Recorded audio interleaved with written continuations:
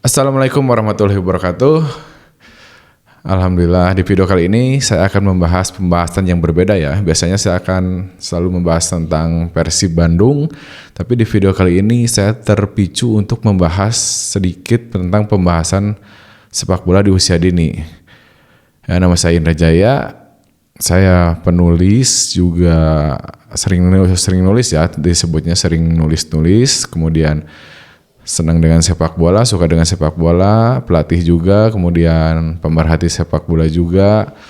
Terus ada beberapa wartawan yang bilang pandit lah atau pengamat Persib, terserah, tapi intinya saya pegiat sepak bola, sangat senang sekali dengan sepak bola ya, senang nonton bola gitu kan, apalagi Persib, udah jelas ya. Nah, di video kali ini kita langsung aja, saya akan membahas tentang peran atau hubungan orang tua, anak dan pelatih maupun tim di sepak bola, terutama di grassroots ya. Di grassroots alhamdulillah saya juga ada background sedikit tentang kepelatihan. Jadi ada pernah mengikuti lisensi lah kepelatihan ya. Baru lisensi C. Nah, kan sekarang itu banyak sekali SSB yang tersebar di mana-mana, tapi apa sih tujuannya gitu kan? Tapi intinya nih, tujuan orang tua memasukkan anaknya ke SSB selain untuk mengarahkan bakat anak, tentu ingin anaknya bisa lebih berprestasi. Tapi prestasi itu di mana tempatnya? Di SSB bukanlah untuk prestasi, tapi baru memulai proses untuk menuju prestasi tertinggi di sepak bola. Jadi yang pertama, orang tua harus mempercayakan sepenuhnya anaknya itu pada pelatih. Semua pelatih ingin anaknya atau anak didiknya itu menjadi pemain yang bagus, pemain yang hebat, pemain yang paham sepak bola, taktikal, pemain yang benar-benar nantinya akan matang dalam dunia persepak bolaan. Semua pelatih ya pasti ingin seperti itu. Jadi setiap orang tua percayakan penuh pada pelatih bahwa anaknya akan dilatih menjadi pesepak bola yang handal. Itu harus menjadi kepercayaan bagi setiap orang tua. Jadi biarkan pelatih melatih, kemudian percayakan. Kalau ada quality control, artinya orang tua ingin seperti ini, seperti itu, masukkan itu pada pelatih atau pada tim atau pada manajemen sebuah sekolah sepak bola, itu harus dilakukan dengan cara yang baik ya, tidak langsung menjudge bahwa hal itu salah, ini salah, harusnya seperti ini, karena banyak sekali ya hal yang seperti itu di dalam persepak bolaan grassroots ya. Saya kebetulan juga beberapa kali pernah melatih di grassroots, tapi sekarang saya lebih sering terlibat di di pengamatan Persib ya, dan juga melatih di usia remaja. Nah, yang kedua, tadi kan yang pertama orang tua itu harus percayakan pada pelatih. Terus yang kedua, orang tua harus sabar dalam menunggu perkembangan anak. Setiap anak memiliki perkembangan dan pertumbuhan yang berbeda. Oke lah, pertumbuhan bisa kita lihat ya. Tingginya anak udah mulai terlihat segini, berapa senti, kemudian kakinya, pahanya, betisnya gitu kan, udah mulai kelihatan otot-ototnya, itu namanya pertumbuhan. Tapi di perkembangan itu kadang terlihat, kadang tidak, kadang kita sadari atau kadang kita juga tidak sadari. Contohnya pemahaman anak dalam bermain ya, kemampuan anak dalam melakukan passing, kontrol, pergerakan anak tanpa bola. Nah, itu namanya perkembangan anak dalam bermain sepak bola. Ada dua anak yang bareng masuk SSB, tapi satu anak cepat dalam memahami taktika pelatih, cepat dalam paham tentang sepak bola, passingnya lebih cepat lagi, lebih cepat, memiliki teknik passing yang bagus, kontrol yang bagus, perstat yang bagus. Tapi ada satu anak lagi yang terhambat atau terlambat juga untuk mendapatkan teknik yang diharapkan oleh orang tua. Nah, orang tua jangan terburu-buru untuk memindahkan SSB. Mungkin gak cocok di sini di SSB ini. Mungkin anak saya gak berbakat. Semua itu perlu proses. Ada yang cepat dan ada juga yang lambat ya. Jadi orang tua harus sabar tentang hal itu. Dan sekali lagi saya bukan membela pelatih ya. Pelatih, siapapun pelatih pasti ingin anaknya itu cepat dalam berkembang di dunia sepak bola ya. Tapi orang tua jangan tersinggung ketika dalam sebuah SSB yang sama, ada di kelompok usia yang sama, ada anak yang dipisahkan dalam latihan. Ketika yang lain udah mulai latihan passing, moving, shooting, tapi kok anak saya dipisahin ya? Kok anak saya malah latihan juggling, latihan passing berdua atau bertiga sendiri, misalnya latihan dribbling. Ya orang tua jangan minder, jangan malah down, jangan malah membuat kisruh di dalam internal manajemen SSB itu sendiri. Karena dalam filosofi sepak bola Indonesia hal itu juga ada. Namanya latihan isolasi. Jadi ketika ada beberapa anak yang belum bisa passing, belum bisa dribbling, tentu latihannya akan dipisahkan dengan anak-anak yang perkembangannya udah lebih cepat ya, bukan bagus tapi udah lebih cepat. Karena ketika pelatih ingin membuat program tentang passing, moving, tapi ada beberapa pemain yang kontrolnya masih belum bagus, passingnya belum bagus, tentu program pelatih tidak akan berjalan dengan baik.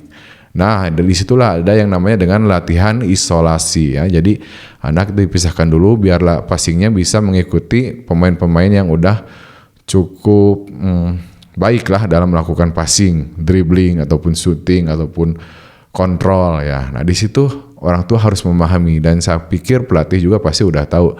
Ibu, Bapak, saya pisahkan dulu anaknya biar latihan passingnya semakin baik, karena ketika anak diisolasi, drill untuk anak itu jadi lebih banyak.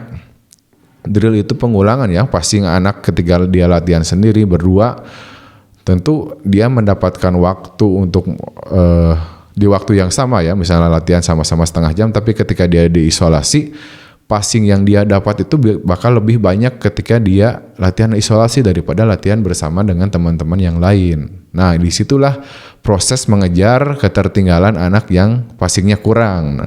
Nah, saya jelaskan seperti itu ya. Itu tujuan dari latihan isolasi ya. Boleh isolasi latihan dribbling, passing, shooting, juggling misalnya gitu ya. Atau speed ya. Biasanya di usia anak itu yang diutamakan dalam hal latihan fisik itu belum ke stamina ataupun daya tahan, tapi ada speed, agility ya, kelincahan, kecepatan ya. Jangan tersinggung ya ibu bapak ketika ada pelatihnya yang memisahkan anaknya berlatih.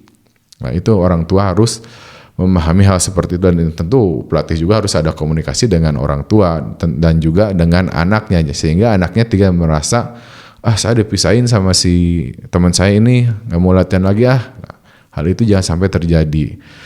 Kemudian orang tua harus selalu berpikir anak saya belum hebat. Ini kuncinya, anak saya belum hebat. Saya sering ngobrol dengan orang tua yang di grassroots ya, punya anak-anak yang sedang latihan SSB ataupun latihan di sekolah. Anak saya bagus, dribblingnya bagus, suka ke bawah sama SSB ini, suka diajak sama ini, sama temannya, sama pelatih ini. Kalau bisa hal itu mulai dihilangkan. Kita harus selalu berpikir anak saya belum bagus. Bukan jelek, tapi belum bagus. Karena apa? Ketika ada anak, ada orang tua, ada anak atau yang merasa, wah shooting saya bagus, lari saya kencang, nyerang saya bagus, dribble saya bagus, passing saya bagus. Sepak bola bukan hanya itu.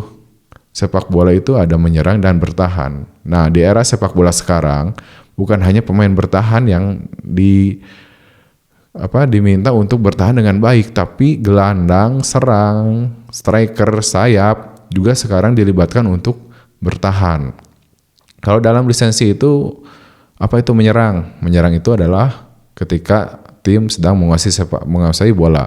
Bertahan adalah ketika tim kehilangan bola. Jadi setiap pemain yang timnya tidak menguasai bola itu adalah pemain bertahan, bukan cuma back, tapi gelandang, pemain depan juga, striker juga sudah termasuk ke dalam pemain yang bertahan. Jadi ketika ada orang tua atau anak yang merasa saya bagus nyerangnya, saya bagus dribblingnya, saya bagus shootingnya, gocekannya bagus, tapi ketika hilang bola apakah kita semua menyadari bahwa anak itu bagus dalam bertahan? Nah, itu harus menjadi pertimbangan, harus menjadi emutan, ya, pengingat buat kita. Anak saya belum bagus pada saat kehilangan bola, anak saya belum bagus pada saat bertahan, anak saya belum memahami tim save pada saat sedang bertahan, anak saya belum memahami untuk menutup jalur pemain lawan dalam melakukan passing, anak saya belum paham untuk mencegah lawan melakukan serangan build up.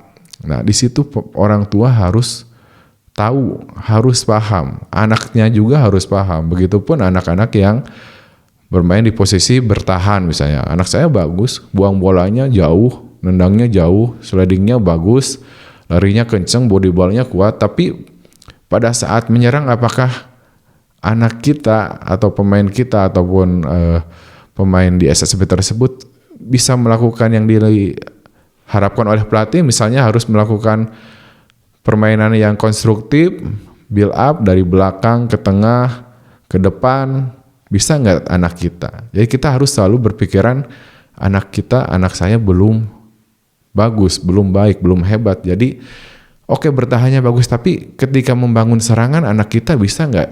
Anak kita sesuai keinginan pelatih nggak?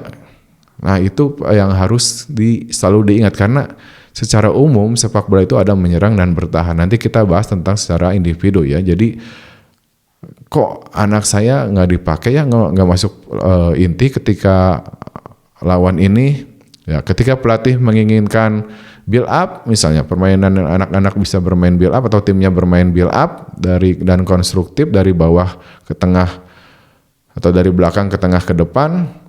Ketika anak kita belum bisa melakukan hal itu, wajar ketika pelatih ingin mencoba pemain lain. Tapi yang namanya latihan, yang namanya proses belajar, pasti pelatih juga ingin memainkan anaknya yang tadinya belum bisa, berharap menjadi bisa. Itu proses belajarnya, dan di situ orang tua harus sabar. Jangan tadi painkeun di SSB ieu mah pindah we lah ke SSB ieu. Terus saya yakin di SSB barunya akan selalu seperti itu. Pindah lah, tong di dia. Nah, itu peran orang tua juga sangat berpengaruh pada mentalitas anak. Ya, jadi kita harus introspeksi diri, berkaca diri, pelatih, orang tua maupun pemain. Apa nih yang sebenarnya dimaksud oleh pelatih? Apa yang sebenarnya dimaksud oleh manajemen tim? Jadi ketika uji coba, biasanya uji coba atau latihan internal ya, game internal, pelatih suka merubah-rubah posisi di sini, yaitu tujuannya untuk melihat potensi yang paling baik, paling tepat, paling bagus untuk anak ibu bapak itu di mana. Makanya suka dicoba di back nomor 3, nomor 4, nomor 5, 2 ataupun nomor 6, nomor 7 bahkan gitu. Jadi semua posisi minimal udah pernah anak rasakan ya. Coba gitu kan, dan pelatih di situ akan melihat potensinya. Anak ini keunggulannya di crossing, keunggulannya di speed melewati lawan, scanningnya bagus, cutbacknya bagus, ya mungkin nomor 7 dan 11 cocok. Tapi ketika anak ini clearance-nya bagus, kemudian tenang dalam menghadapi tekanan lawan, siapa tahu cocok di posisi untuk pemain belakang. Nah, jadi intervensi orang tua untuk anak saya bagusnya di sini coach, anak saya pengennya di sini coach. Pelatih sudah punya planning terlebih dahulu. Saya yakin setiap pelatih punya rencana seperti itu ya. Bagusnya di mana, Makanya di poin pertama tadi, percayakan anak kita kepada pelatih pada saat di SSB ya. Jadi selalu berpikiran anak kita belum bagus. Budak kurang mah halus dribbling nage tingali di tengah, tiluan opatan nggak gocek, ngoper nage pas wae. Tapi ketika hilang bola, anak itu jalan kaki, nggak mau rebut bola, nggak mau nutup jalur passing lawan. Itu pemain udah kehilangan satu pemain, tim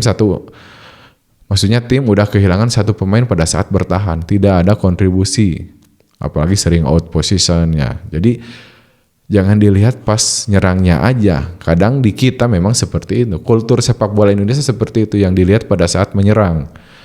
tim saya pada saat bertahan, kemudian pergerakan pemain pada saat bertahan gimana gitu kan.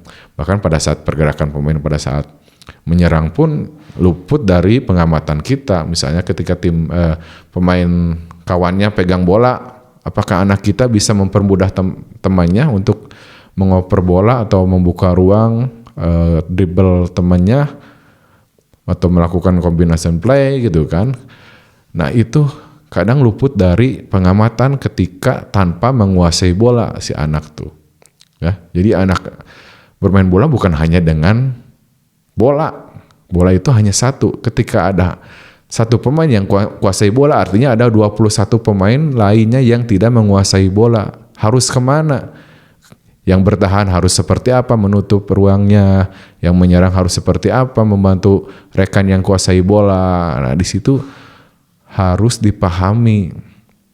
Ya, kemudian yang keempat, orang tua jangan menjadi remote pada saat anak sedang bermain. Maksudnya begini, ketika kita menonton anak kita sedang bermain bola, pasti kasih oper kasih ini, shooting sliding, buang aja, dan lain-lain seperti itu sudah menjadi remote buat anak kita ya. Kita udah menjadi remote buat pemain, buat anak-anak. Jadi si anak itu bermain bukan dengan visinya, tapi karena instruksi dari orang tua. Ya, kalau untuk pelatih saya yakin, saya juga pada saat melaksanakan lisensi, kasih teman kamu, kasih itu kosong, dimarahin ya oleh coach edukator kalau sekarang namanya, atau dulu instruktur. Lah itu remote kamu, jangan kasih tahu, biarin anak bermain dengan sendirinya. Jadi pelatih aja pada saat latihan memberikan instruksi untuk oper ke sini, dimarahin. Ibu bapak, itu remote namanya. Tapi ketika anak melakukan kesalahan, stop. Kasih feedback, instruksi. Kenapa saya stop? Kenapa? Apakah kamu melakukan kesalahan? Harusnya kemana? Ketika anak menyadari, saya salah coach. Kenapa salah? Harusnya saya ngoper ke rekan saya yang tidak dijaga oleh lawan. Nah, di situ proses pembelajarannya. Tapi ketika orang tua, pelatih terus-terusan memberikan instruksi pada saat anak bermain, perkembangan anak akan lambat. Artinya remote.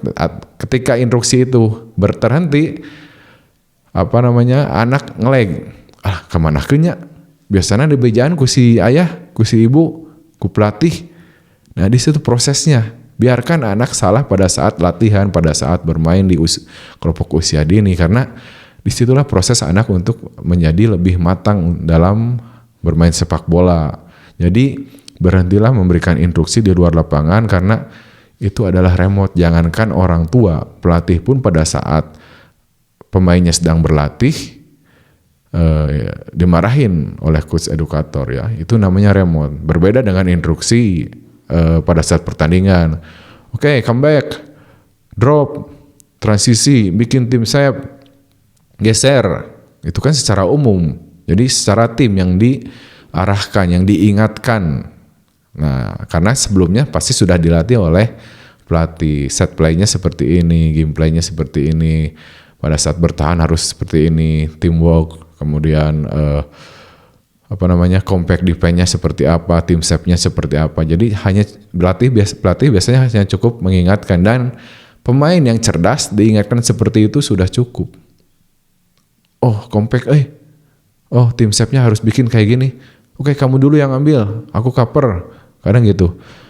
Pemain yang udah cerdas ya, walaupun di usia remaja, dia ngambil bola, cover orang. Nah, itu udah ada komunikasi seperti itu, karena sering mengikuti latihan bersama, sering terjadi latihan bersama, interaksi yang sering terjadi. Jadi buat orang tua, buat pelatih, tentu pelatihnya berharap setiap anak, setiap tim selalu lengkap pada saat latihan, apalagi menjelang pertandingan. Ya, karena sepak bola adalah permainan tim, bukan permainan individu. Latihan boleh di mana-mana, boleh di dua klub misalnya, di dua tempat, ada latihan terpisah. Tapi ketika menjelang pertandingan, latihan bersama itu sangat diperlukan. Ya, karena itu sudah mulai ke taktikal latihan dari program pelatih. Ya, kemudian orang tua harus memicu semangat anak, bukan menurunkan mental anak. Ya seperti dibilang tadi ya, sempat dibahas, ketika anaknya kok nggak masuk tim A, kok nggak dimainin, boleh bertanya kepada pelatih, boleh diskusi dengan pelatih, itu hal yang sangat bagus. Nanti pelatih akan menjelaskan anak ibu kenapa nggak main, anak bapak kenapa nggak masuk tim utama, bakal dijelaskan. Ya kadang apalagi yang usianya berbeda, apalagi sempat cedera, apalagi di partai-partai yang memang mengharuskan anak itu tidak bermain, pasti ada alasannya ibu bapak ya. Hal itu harus ada komunikasi dengan pelatih ya. Jadi tidak ada miskomunikasi nantinya kenapa anak saya nggak main. Kalau nggak ada komunikasi pasti udah nggak usah latihan lagi di situ, kamu jarang dimainin. Saya yakin, saya ulangi, ketika pindah ke tempat latihan lain, klub lain, akan sama seperti itu. Terus dan anak yang menjadi korban. Ya orang tuanya kekeh, anaknya padahal punya potensi untuk berkembang, tetapi orang tuanya ingin cepat-cepat perkembangan itu terlihat. Nah, anak bisa menjadi korban. Jadi orang tua harus menjadi penyemangat, bukan untuk malah menurunkan mental anak, bahkan malah menggerutu. Udah nggak usah latihan lagi, udah jangan sama si coach itu, misalnya gitu kan. Karena saya sering dengar ya, kadang di SSB itu, ya coach, si coach ini mau gini. Wah, harusnya jangan ada perkataan seperti itu, karena setiap pelatih punya karakter, punya program, punya kelebihan masing-masing. Ya, nah itu untuk orang tua. Nah, bagaimana dengan pelatih? Pelatih harus memiliki program yang sinkron. Maksudnya begini, program yang dilakukan pelatih, yang diberikan oleh pelatih pada siswanya tentu harus sinkron dengan apa yang akan dilakukan ke tahapan latihan berikutnya, atau mengevaluasi hasil pertandingan sebelumnya. Jadi ini sering saya alami ketika anak-anak udah bermain, paham nih bagaimana bermain zona, kadang ada teriakan, itu kejar. Ya, anak-anak kan udah tahu, kita menunggu aja, main zona. Makanya ketika bermain kadang udah dengar ya, kalian dengar instruksi cuma dari coach, dari yang lain, dari temennya misal, atau dari luar lapangan, jangan kalian dengar, karena nantinya akan membingungkan si pemain itu tadi ya, anak-anak kita tadi. Biarin anak-anak berkembang dengan sendirinya, kita cukup memberikan instruksi, karena situasi di lapangan anak yang lebih tahu. Ketika anak-anak lalai misalnya harus menjaga man to man, boleh ingatkan ya, jaga lagi, jangan lupa. Nah itu seperti itu, sinkron latihan.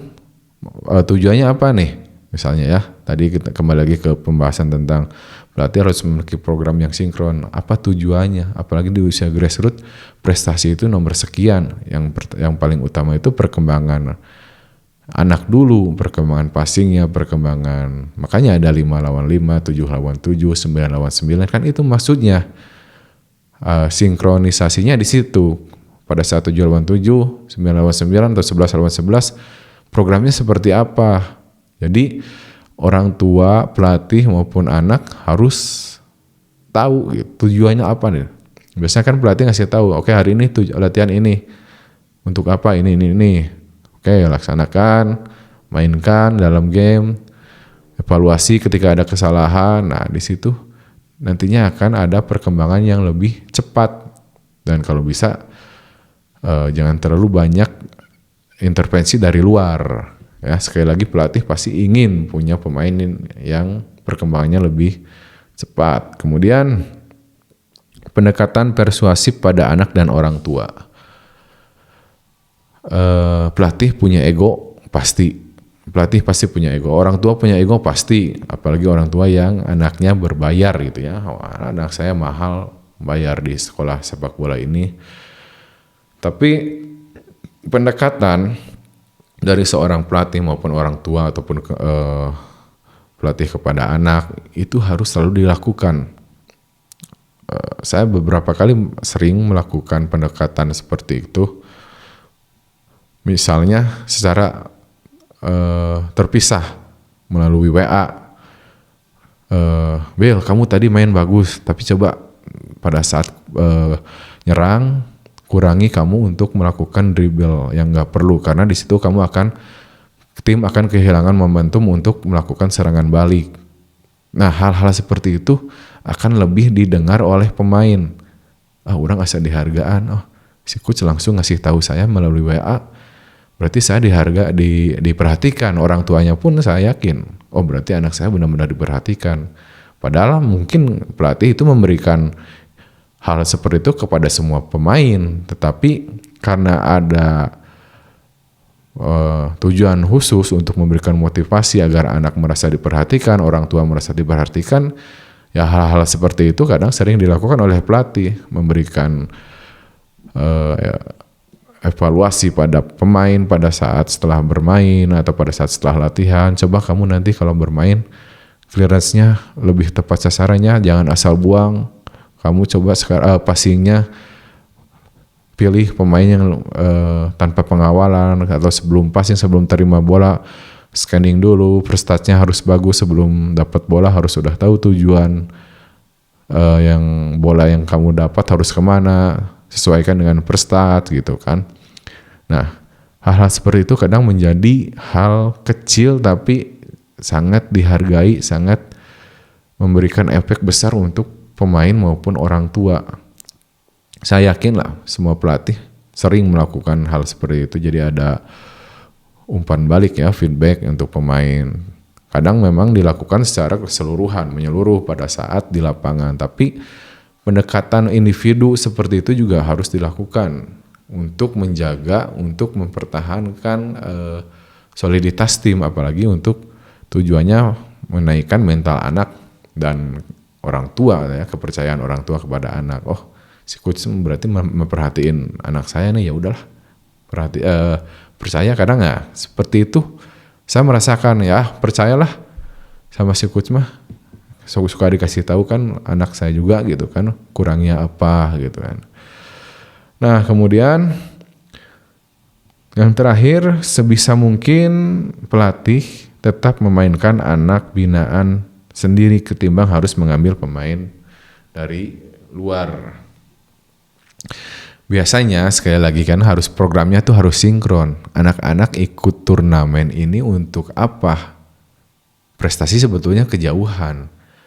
Untuk pembinaan, untuk menambah pengalaman. Ya kalau untuk menambah pengalaman, kenapa harus mengambil pemain dari luar? Hal ini sering terjadi di beberapa SSB. Kalau misalnya kurang kelompok usia 12 tahun atau 14 tahun yang latihan timnya cuma punya 11 orang, ya wajar, nggak apa-apa ngambil pemain dari luar. Tapi ketika banyak pemain tapi masih meminjam pemain dari luar, tentu itu menjadi sebuah pertanyaan bagi pelatih itu sendiri. Pelatih sukses nggak dalam membina pemainnya, dalam melatih pemainnya gitu kan? Kok dia harus mengambil pemain yang bukan binaannya? Ya, itu menjadi pertanyaan. Tapi ketika dalam populasi misalnya 18 pemain, 20 pemain, hanya ada 2 pemain yang terlambat perkembangannya, berarti itu secara garis besar, secara persentase pelatih udah sukses berarti dalam menerapkan program latihannya. Tapi ketika banyak pemain yang belum bisa memiliki teknik bermain yang bagus, taktik pemahaman yang kurang, berarti ada di si pelatih itu sendiri ya. Nah, di sini saya membuat video ini sengaja bukan buat menyudutkan orang tua, menyudutkan pelatih, tapi ini adalah hal-hal yang sering terjadi dalam usia grassroots. Saya udah beberapa kali melatih di sekolah sepak bola, tapi sekarang saya lebih memilih konsentrasi di liga pelajar, karena liga pelajar juga ada ya, ada juga kompetisi yang berjenjangnya gitu kan. Jadi itu aja, ibu bapak, orang tua, pelatih, coach ya, semuanya kita hanya berbagi ilmu ya, hanya sharing. Saya bukan ingin menggurui, tapi saya yakin video seperti ini kadang dibutuhkan oleh pelatih maupun orang tua.